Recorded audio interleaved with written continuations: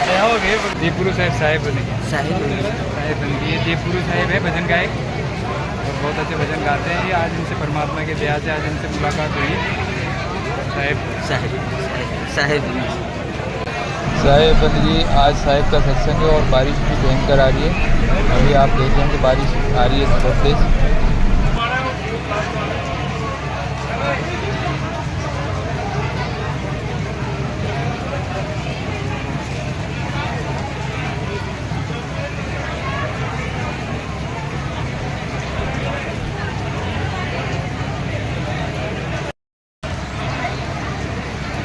तो आज परमात्मा की अपार कृपा जो इस गांव में सदगुरु बंदी छोड़ कबीर साहिब के मूल ज्ञान का प्रचार होने जा रहा है। बहुत बड़े भाग होते हैं उन जीवों के जो इस ज्ञान को पूरे जीवन काल में एक बार भी सुन पाते हैं, और उससे भी बड़े भाग होते हैं उन जीवों के जो इस ज्ञान को थोड़ा सा भी समझ पाते हैं। क्योंकि इस ज्ञान को समझना बहुत मुश्किल है। सुनना आसान है, 1 घंटा आधा घंटा सुन के चले जाएंगे, लेकिन इसको समझने में इतना विवेक चाहिए कि आप सोच भी नहीं सकते। तो आज मालिक की कृपा से इस गांव में ये सत्संग होने जा रहा है। तो सत्संग की शुरुआत परमात्मा के जयकारे से करेंगे और फिर सत्संग शुरू करेंगे। बोलिए परमपिता परमात्मा की, सदगुरु बंदी छोड़ कबीर साहिब की, सभी संतों की, सभी भक्तों की, आज के आनंद की, सकल हंस को बंदगी साहिब। तो कबीर साहब इस धरातल पे बार बार आते हैं हम जीवों को समझाने के लिए कि आखिर हमारे जीवन का लक्ष्य क्या है। आज आप देखेंगे गांव भरे पड़े हैं, शहर भरे पड़े हैं, इतनी आबादी हो चुकी है, लेकिन अगर किसी को पूछो कि भाई हमारे जीवन का मकसद क्या है, हम क्यों पैदा हो गए यहाँ पे, ये इतनी भीड़ क्यों पैदा होगी, क्या कारण है, करने क्या आए इस दुनिया में, एक को भी नहीं पता होगा कि क्या करने आए हैं। कोई कहेगा पैसा इकट्ठे करने आए हैं, कोई कहेगा मजे करने आए हैं, कोई कहेगा नाम बड़ा हो जाए, मशहूर हो जाए, यही जीवन का लक्ष्य है। कोई कहेगा बड़ा आदमी बन जाऊं, कोई कहेगा 2 4 5 बिल्डिंगें खरीद लूं, बड़े से बड़ा बिजनेसमैन बन जाऊं। बस यही तक ही सीमित है सबकी सोच। बड़ा आदमी बन भी गए, लाखों करोड़ों के मालिक बन भी गए, तब भी एक दिन सब यहीं छोड़ के चले जाना है। एक चवन्नी भी साथ नहीं ले जा सकते, एक पैसा भी नहीं ले जा सकते। तो क्या करने आए थे यहाँ पर? किसी को पता ही नहीं है कि हम पैदा क्यों हो गए, हमें इंसान क्यों बना दिया गया, कुत्ता बिल्ली बकरा क्यों नहीं बने हम। किसी को पता ही नहीं है कि इंसान जन्म मिला है तो मिला क्यों है।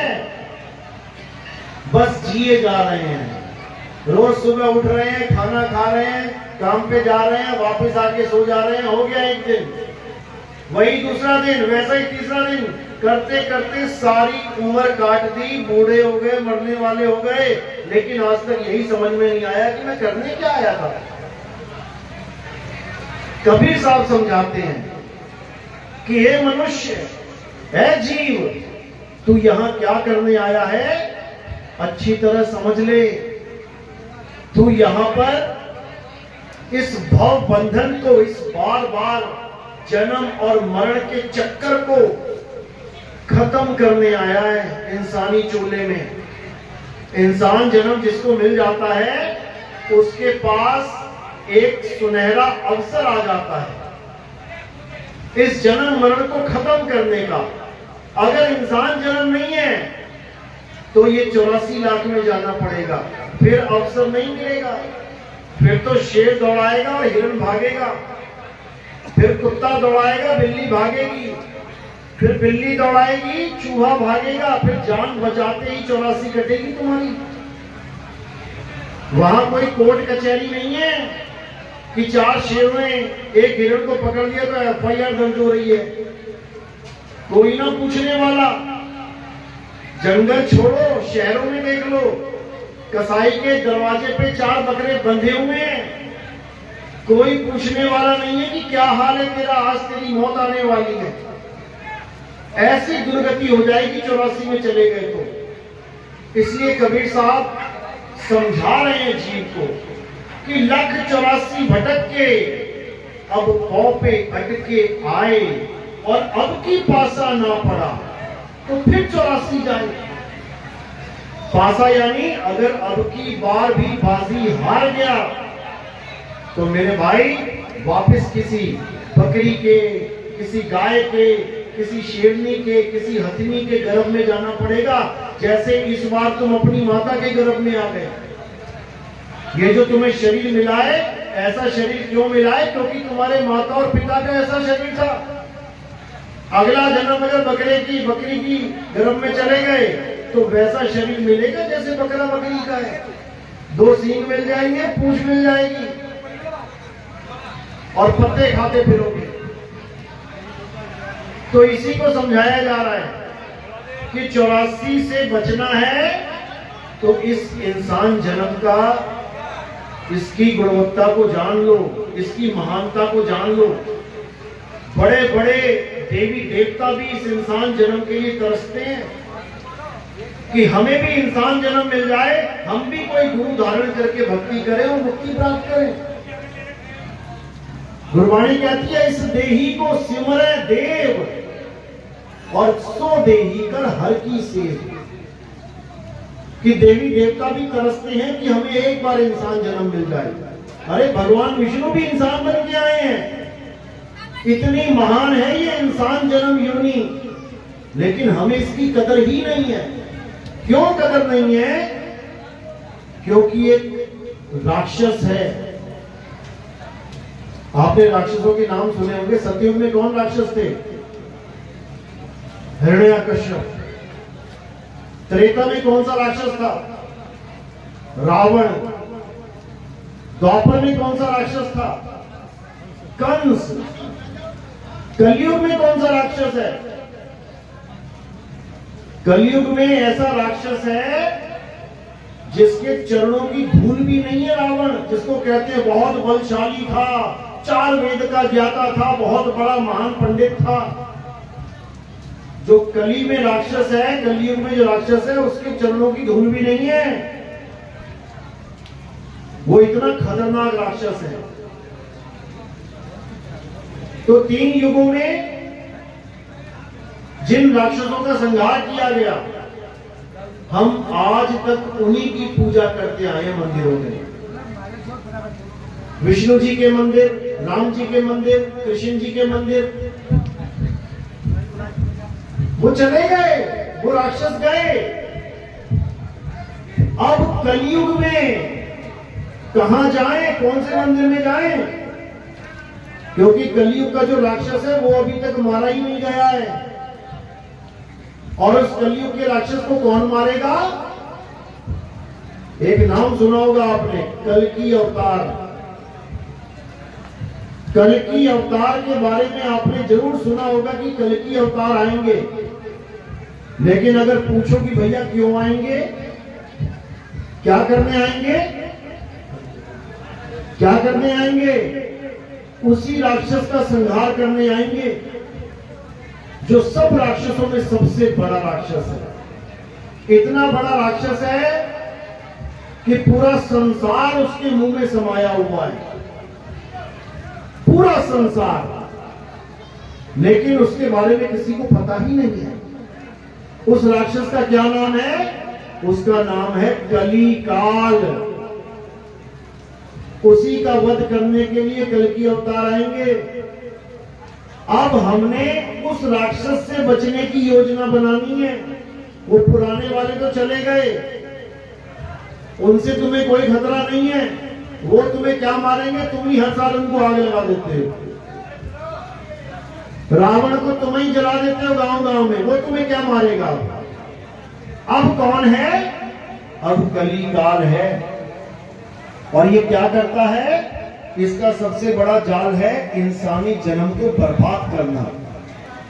ये तुम्हें पता ही नहीं लगने देगा सारी उम्र कि तुम्हें इंसान जन्म आखिर मिला क्यों है। इसी भेद को बताने के लिए कबीर साहब आते हैं। क्या बोल रहे हैं? अरे मानुष जन्म अनमोल है और मिले न बारंबार, तरवर जो पत्ता गिरे और बहुत न लागे डार। एक बार ये मनुष्य जन्म चला गया, उसके बाद तुम्हारी हालत खराब हो जाएगी। तो उसी कली से बचाने के लिए कौन आएगा? कल की अवतार, जिसका मतलब है आत्मदेव, जिसका मतलब है निकलंक राया, जिसमें कोई कलंक ना हो। और क्या है जिसमें कोई कलंक नहीं है? आत्मा ही है। उसी आत्मदेव को कबीर कहते हैं। कबीर कबीर क्या करे तू खोज आपन शरीर, और ये 10 इंद्रियां बस में कर, तू आपे आप कबीर, तू ही कबीर है, तू ही आत्मा है। लेकिन हम सब भूले पड़े हैं। हमें याद दिलाने के लिए बहुत लोग आए इस दुनिया में। कृष्ण जी आए, क्या कहते हैं? हे अर्जुन, तू और मैं, हम दोनों ये शरीर नहीं है। ये राजा महाराजा ये भी शरीर नहीं है।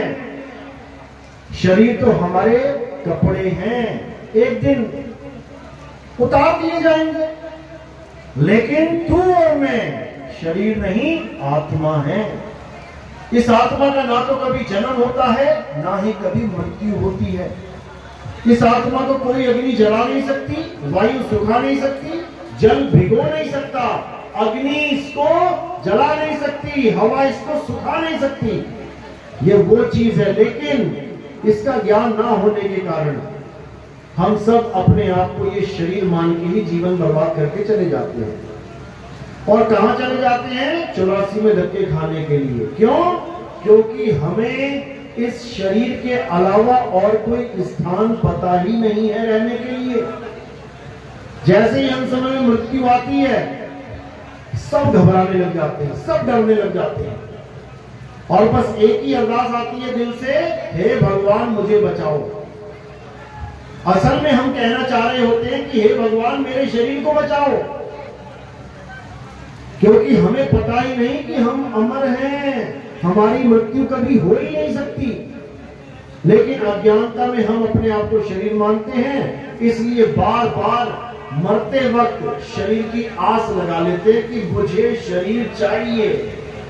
बस उसी कारण अब आप अगले गर्भ में चले जाओ, फिर वही 9 महीना उल्टा लटको अगर इंसान जन्म मिल गया तो। नहीं तो जैसे जैसे अलग अलग योनियों में समय है, लटके रहो उल्टे। फिर बाहर आओ, फिर मरने के लिए तैयार हो जाओ, फिर पैदा हो जाओ, फिर मरो, फिर पैदा, फिर मरो। यही करते करते आज युगों युग बीत गए। और ये जाल कौन बुन के बैठा है? कली काल। इसके बारे में YouTube में सर्च जरूर कर देना, कली काल कौन है, क्योंकि तुम सब उसी के मुंह में जाने वाले हो। वो सबको चबाने के लिए बैठा है, सबको। उस काल से कोई बचा ही नहीं आज तक। लेकिन कबीर साहब समझा रहे हैं कि तू बच सकता है। कैसे? अरे बचना चाहो काल जाल से तो चीनो शब्द हमारा, और कहे कबीर अमर कर राखूं जो निज होए हमारा। अगर इस काल से बचना है तो मेरा शब्द छीन लो, यानी जो शब्द मैं तुम्हें बताना चाहता हूं उस शब्द की परख कर लो कि वो शब्द क्या है। केवल वही एक जरिया है कली काल को खत्म करने का, नहीं तो तुम्हारी दुर्दशा पक्की होनी है, चाहे कोई भी है।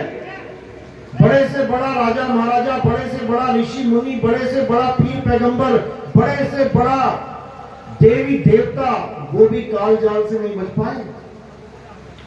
लेकिन एक ही तरीका है, और वो है शब्द को चीनना। शब्द क्या है? लोग कहते हैं भगवान को पाना है मृत्यु से बचना है तो नाम जपो, बिल्कुल गलत है। कबीर साहब कहते हैं नाम बिल्कुल मत जपना। नाम जपने का मतलब ऐसा हो गया जैसे तुम्हें प्यास लगी है और कोई तुम्हें कह रहा है कि पानी पानी का नाम जपो। तुम सारी उम्र नाम जपते रह जाओगे लेकिन तुम्हारा गला गीला नहीं होगा। क्या प्यास बुझेगी पानी पानी जपने से? पानी पीने से प्यास बुझेगी, लेकिन पानी है कहां ये किसी को नहीं पता। इसीलिए साहिब समझा रहे हैं, मोको कहां ढूंढे रे बंदे, मैं तो तेरे पास में। पानी बिल्कुल हमारे पास में है लेकिन हमें उसका ज्ञान ही नहीं है। जो भी कोई महात्मा संत महात्मा आ रहा है उससे पूछ रहे हैं भैया परमात्मा कैसे मिलेगा गुरुजी, तो क्या बोल रहे हैं? नाम जपो, नाम जपो, नाम जपो। अरे पानी पानी 100 साल जपते रहो, पानी मिलने वाला नहीं है। इसलिए साहिब ने निबेड़ा कर दिया, मोको कहां ढूंढे रे बंदे, मैं तो तेरे पास में। ना मैं जप में, ना मैं तप में, और ना एकांत निवास में। ना मैं जप में, तुम सारी उम्र राम राम राम राम राम करते रहो, सारी उम्र राधे राधे करते रहो। मुसलमान है तो सारी उम्र अल्लाहू अल्लाहू करते रहो। सिख है सारी उम्र वाहिगुरु वाहिगुरु करते रहो। कबीरपंथी है सारी उम्र सतनाम सतनाम जपते रहो, कल्याण होने वाला नहीं है। अब कल्याण कैसे होगा? पहले तो नाम जपना छोड़ दे। पानी कैसे मिलेगा? पहले तो पानी पानी जपना छोड़ दे। अब क्या करें? अब पानी को ढूंढ, वो है कहां? तो कह रहे हैं ना मंदिर में, ना मस्जिद में, और ना काबे कैलाश में, खोजी होए तुरंत मिल जाऊं एक पल की तलाश में। एक पल में तुम्हें पता लग जाएगा कि मेरा परमात्मा है तो है कहां। लेकिन जब तक तुम्हें भेदी गुरु नहीं मिला तब तक तुम इसी में फंसे रहोगे। इन्हीं मंत्रों में, इन्हीं जंत्रों में, इन्हीं तंत्रों में कोई निकलने वाला नहीं है, क्योंकि कली काल का जाल ही यही है। कली काल कभी नहीं चाहता कि तुम अपने आत्म स्वरूप को जान लो। कली काल ये चाहता है कि तुम नाम जपो। वो राक्षस ये चाहता है कि तुम खूब नाम जपो, तुम खूब तपस्या करो, क्योंकि इनसे बात बनने वाली नहीं है। यही साहिब समझा रहे हैं। साहिब समझा रहे हैं कि जो मैं नाम की महिमा गाता हूं, जिस नाम का मैं जिक्र करता हूं, वो जपने वाला है ही नहीं, वो पीने वाला है। पानी पीने की चीज है, जपने की नहीं। जब तक यही समझ में नहीं आया तब तक सबका जन्म बर्बाद होना निश्चित है, निश्चित, कोई बच ही नहीं सकता। तो साहिब समझा रहे हैं, कबीर साहब कह रहे हैं कि सबसे पहले शब्द को जान ले, कौन सा शब्द तेरा कल्याण करेगा। क्या हिंदी का शब्द, या पंजाबी का, या उर्दू का, फारसी का, अंग्रेजी का? अरे ये शब्द तो हमारी संस्कृति, हमारे देश की वजह से ऐसे बने हैं। हिंदुस्तान में हो तो हिंदी के शब्द जप रहे हो, अरब देश में चले जाओगे तो अरबी के जपा दिए जाएंगे, अंग्रेजों के यहां चले गए तो अंग्रेजी के आ जाएंगे। लेकिन ये शब्द बने कैसे? ये शब्द बने हैं अक्षरों से। अक्षर कैसे बने? अक्षर बनाए हैं इंसान ने। का, खा, गा, चा, छा, टा, ठा, ता, था, दा, पा, फा, ये सारे 52 अक्षर इंसानों ने बनाए हैं। और इन्हीं 52 अक्षरों से सारे देवी देवताओं के, सारे भगवानों के, तुम्हारे हमारे जात के, धर्म के, देशों के, सबके नाम बना दिए इन्हीं अक्षरों से। आज हम कबीर साहब का सत्संग कर रहे हैं। अगर ये अक्षर ना होते तो कबीर कैसे बोलते? उसका नाम कबीर कैसे होता? का आता कैसे अगर अक्षर ना होते? अगर ये अक्षर हटा दिए जाएं, ये काखा गगा हटा दिया जाए, तो सारी दुनिया के नाम खत्म हो जाएंगे। तुम्हारे नाम, तुम्हारा गांव का नाम, तुम्हारी जात का, तुम्हारी बिरादरी का, तुम्हारे धर्म का, तुम्हारे देश का, तुम्हारे भगवानों के, सबके नाम खत्म केवल एक अक्षर हटाने मात्र से। इसलिए कबीर साहब समझा रहे हैं कि 52 अक्षर जीव आधारा, आदि अक्षर जीभ्या से न्यारा। जो असली नाम है भगवान का, जो असली नाम है परमात्मा का, वो इन अक्षरों में आता ही नहीं है। और जितने भी गुरु बैठे हैं ये सारे संसार में, ये तुम्हें अक्षर पकड़ा रहे हैं, यानी तुम्हारी प्यास को पानी पानी जपवा के बुझाने की बात कर रहे हैं। कभी नहीं बुझेगी, तुम्हें ये नाम छोड़ने पड़ेंगे और तुम्हें उसको खोजना पड़ेगा जो तुम्हारे पास है, जिसकी वजह से तुम्हारी काया चल रही है। ये हाथ बांध के खड़े हो, सीधे खड़े हो, ये सब इसलिए है क्योंकि आत्मा है। कुर्सी पे बैठे हो, खाना खा रहे हो, चल रहे हो, बोल रहे हो, क्योंकि आत्मा है। अगर ये आत्मा ना है तो तुम भी नहीं हो, यहीं पड़े होंगे कहीं पे। तो उस आत्मा को खोजना है, वो है असली पानी, उससे प्यास बुझेगी। तो साहिब क्या बोल रहे हैं? अरे जल में मीन प्यासी और मोहे देखत आवे हांसी, आत्म ज्ञान बिना नर भटके, कभी काबा कभी काशी। जिसको तुम भगवान कह रहे हो कि मैं भगवान की पूजा करना चाहता हूं, वो किसी मंदिर में नहीं है, वो तुम्हारी आत्मा में बसा हुआ है। हनुमान जी को जब पूछा विभीषण ने, अब तो राम जी जा रहे हैं, अब कैसे मिलोगे? तो हनुमान जी ने कोई मंदिर का एड्रेस थोड़ी नहीं बताया। क्या बताया? उन्होंने अपना सीना चीर के दिखा दिया।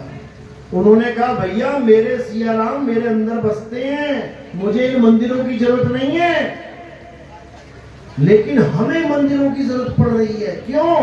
क्योंकि हमें कोई बताने वाला मिल ही नहीं रहा कि हमारे सिया राम कहां हैं। हमें तो मंदिर में डाल दिया गया, उलझा दिया गया। और सिया राम मिलेंगे कैसे? जब तुम अपनी आत्मा को जानोगे, जो तुम्हें चला रही है, खिला रही है। अगर कोई हिंदू मंदिर तक जा रहा है सुबह थाली लेके, क्यों जा पा रहा है पता है? आत्मा की वजह से। अगर कोई मुसलमान मस्जिद तक जा रहा है नमाज पढ़ने, क्यों जा पा रहा है? आत्मा की वजह से। अगर कोई सिख ईसाई अपने अपने तीर्थ स्थानों पे जा रहे हैं, क्यों जा पा रहे हैं? आत्मा की वजह से। इसी आत्मा की वजह से तुम्हारे सारे पूजा पाठ चल रहे हैं, तुम सारे मंत्र जप पा रहे हो, तुम हर काम कर पा रहे हो, तुम सबको जान गए, लेकिन अपनी आत्मा को नहीं जान पाए। आत्मा का नाम सुना है सबने? हाथ खड़ा करो जरा। किस किस ने आत्मा का नाम सुना है? बस 2 4 5 लोगों ने। सबने सुना है, चाहे खड़ा करो चाहे मत खड़ा करो, सबने सुना है। ऐसा कोई है ही नहीं जिसने आत्मा का नाम ना सुना हो। अपनी अपनी आत्मा लेके आए हो सारे। किसी की घर छूट गई हो, लाए हो, बहुत अच्छी बात है। कैसी है आत्मा? कैसी होती है आत्मा? एक भी जवाब नहीं दे सकता कोई। छोटे से छोटा बच्चा और बूढ़े से बूढ़ा आदमी ये बता ही नहीं सकता कि आत्मा होती कैसी है। क्यों? क्योंकि आत्म ज्ञानी गुरु कभी मिला ही नहीं। कौन सा मिल गया गुरु? ये नाम जपने वाला, ये तपस्या करवाने वाला, मंदिर मस्जिद गुरुद्वारों में भेजने वाला, तीर्थों में भेजने वाला, नदियों में डुबकियां लगवाने वाला, ऐसे गुरु बहुत मिल गए। लेकिन आत्मा का ज्ञानी गुरु ये नहीं मिला। नहीं तो तुम्हें पता होता कि मेरा शरीर क्या है और मेरी आत्मा क्या है। यही कृष्ण जी समझा रहे हैं कि हे अर्जुन, मेरी पूजा करने वाला इस संसार में कोई है ही नहीं। मेरी पूजा कोई कर ही नहीं सकता। जो सोचते हैं मैं तो नाम जपता हूं राधे राधे कृष्ण कृष्ण, उनका नाम वो है ही नहीं।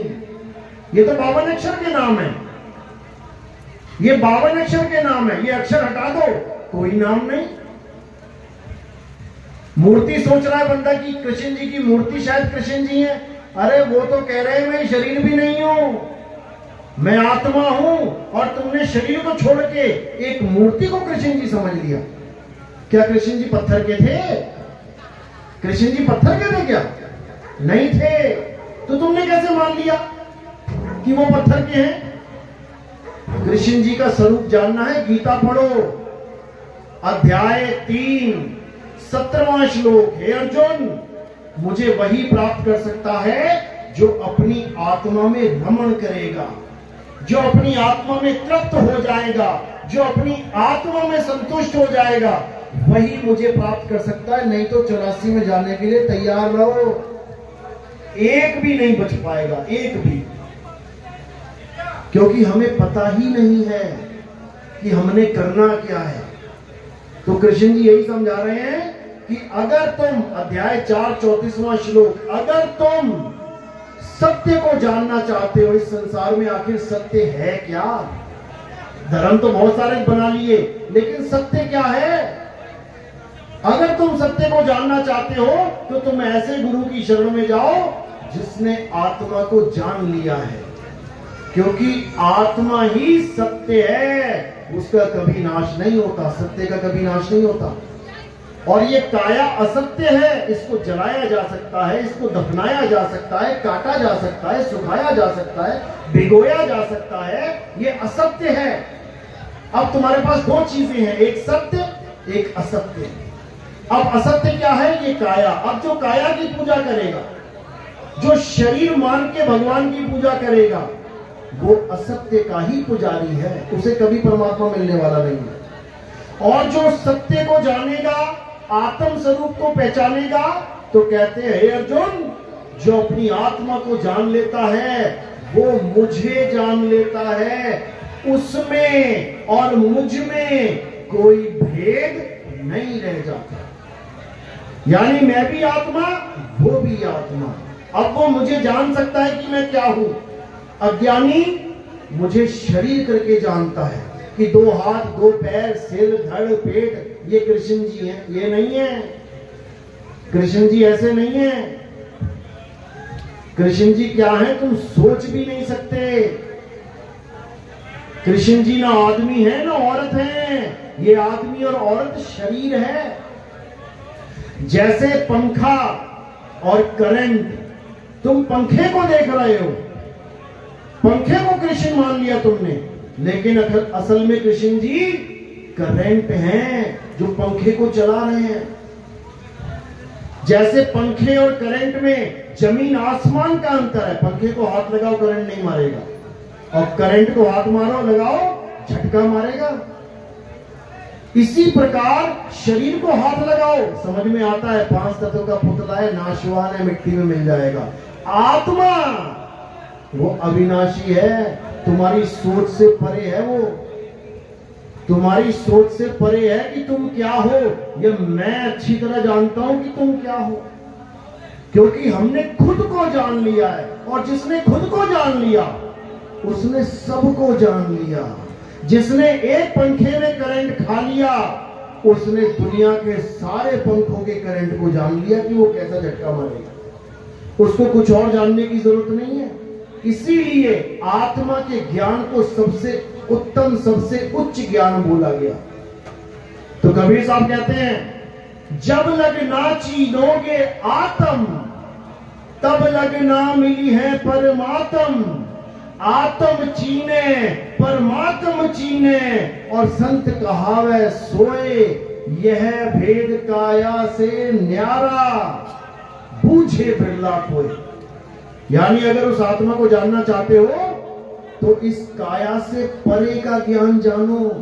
काया के अंदर का ज्ञान तो ऋषि मुनि पीर पैगंबर लेके बैठे ही हैं, युगों युगों भक्ति करते हैं। ब्रह्मा जी कमल के फूल पे बैठ के भक्ति कर रहे हैं, विष्णु जी शेषनाग की शैया पे आंखें बंद करके लेट के भक्ति कर रहे हैं, शंकर जी हिमालय में बैठ के भक्ति कर रहे हैं। किसकी भक्ति कर रहे हैं? किसको ध्या रहे हैं? बोलते देवों के देव महादेव। अरे महादेव भी भक्ति कर रहे हैं भाई, वो कौन है? किसकी भक्ति कर रहे हैं? इसका जवाब जल्दी नहीं मिलता, बहुत कोई भेदी होए वो बता सकता है इस बात को। ये तीनों किसकी भक्ति करते हैं आप सबको भी पता है, लेकिन आप समझ नहीं पाए उस बात को। नाम आपने सुना है किसकी भक्ति करते हैं, लेकिन आप उसको कभी जान नहीं पाए। एक नाम आपने सुना होगा, अलख निरंजन। किस किसने सुना, हाथ खड़े करो जरा। अलख निरंजन सभी ने सुना होगा। अब ये है कौन, इसकी फोटो देखी कभी? इसकी फोटो तुम कभी सपने में भी नहीं सोच सकते कि ये कौन है। नाम सबने सुना है, शंकर जी के मुंह से भी सुना होगा, भैरवनाथ के मुंह से सुना होगा, गोरखनाथ जी के मुंह से सुना होगा, रावण के मुंह से सुना होगा। रामलीला में खूब करता अलख निरंजन, लेकिन किसी को पता नहीं है ये कौन है। यही इस तीन लोक का मालिक है। ये जो आसमान धरती पाताल दिख रहा है ना, इसका मालिक है अलख निरंजन। और हम लोग क्या हैं पता है, इसकी खेती है। ये गाजर मूली बो रखी है उसने। जब मन करता है किसी को भी उखाड़ के चल अंदर। तो कबीर साहब समझा रहे हैं, अरे तीन लोग एक जेल है और पाप पुण्य दो जाल, ये सारा जग भोजन बना। ये सब भोजन है। ये किसका, खाने वाला काल। इसी को काल निरंजन कहते हैं। अलख निरंजन ये किसी को नहीं बख्शता। ये सारी दुनिया में जितने भी लोग हैं सबका भक्षण यही करता है। आप अखबारों में देखते भी होंगे, बस से कार की टक्कर हो गई, 23 लोग काल के गाल में चले गए। पड़ा होगा कई जगह, काल के मुंह में चले गए। कौन है ये काल, कौन है ये वो है जिसने सबका नंबर लगाना है, बचेगा ही कोई नहीं। भोले शंकर की जो बीवी थी सती, उस तक को नहीं बख्शा गया। भोले शंकर महामृत्युंजय मंत्र मारते रह गए, जीवित हो गई क्या? नहीं जीवित हो पाई। 6 महीने लेके घूमे वो। विष्णु जी को बुलाया गया, विष्णु जी आ गए, विष्णु जी भी जीवित नहीं कर पाए। तब जाके उन्होंने उसके 9 टुकड़े कर दिए। वो है अलख निरंजन, किसी को नहीं बख्शता। वो चाहे तो गणेश जी को जिंदा भी करवा दे। गणेश जी की भी गर्दन कट गई थी, शंकर जी ने उसको जिंदा कर दिया। क्यों उसको कर दिया और उसको नहीं कर पाए? कारण अलख निरंजन। वो चाहे तो गणेश को जिंदा करवा दे, वो ना चाहे तो कोई सती को जिंदा नहीं कर सकता। समझ लो अच्छे से। वो चाहे तो अर्जुन के एक एक तीर से हजारों लोग मरवा दे, और वो चाहे तो भील ही अर्जुन को लूट के लेके चले गए थे, एक तीर ना मार पाया। समझ लो अच्छे से। तो यही वो अलख निरंजन है जो सबसे बड़ा राक्षस है। अब इसी से बचाने के लिए कबीर साहब का शब्द है, कहते अलख निरंजन सकल शरीरा, तामे भ्रम भ्रम रहल कबीरा। ये अलख निरंजन कौन है? ये जितनी तुम्हें काया दिख रही है ना, शरीर, यही है अलख निरंजन।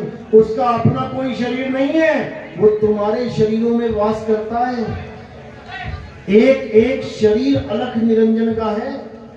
और ये गीता में दिखाया भी है।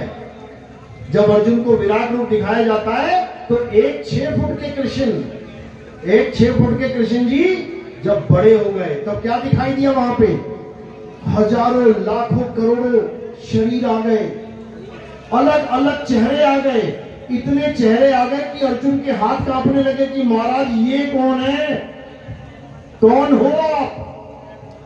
अध्याय 11 32वां श्लोक पढ़ना। 11 32वां श्लोक क्या कहते हैं? हे अर्जुन, मैं इस सारे संसार को खाने वाला काल हूं। मैं ही हूं वो जिसके मुंह में सब जाएंगे, चाहे कोई धार्मिक है, चाहे अधर्मी है, चाहे कोई बुरा आदमी है, चाहे अच्छा आदमी है, चाहे कितना पुण्यकर्मी है, चाहे कितने ही पाप कमाए, सबने जाना है। अर्जुन गवाही दे रहा है इस बात की कि महाराज जितनी भी अधर्मी पार्टी है, ये कौरवों की सेना, ये सब आपके मुंह में जा रहे हैं और हमारे महायोद्धा भी आपके मुंह में जा रहे हैं।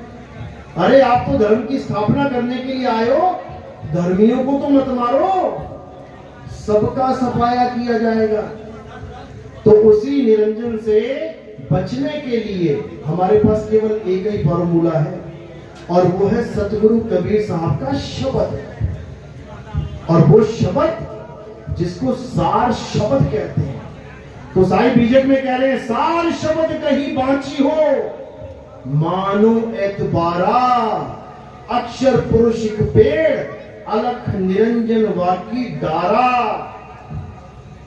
अच्छे से समझ लेना, कह रहे हैं अलख निरंजन से बचने के लिए केवल शब्द की महिमा चलेगी। वो केवल शब्द के आगे नतमस्तक हो सकता है, मंत्रों के आगे नहीं।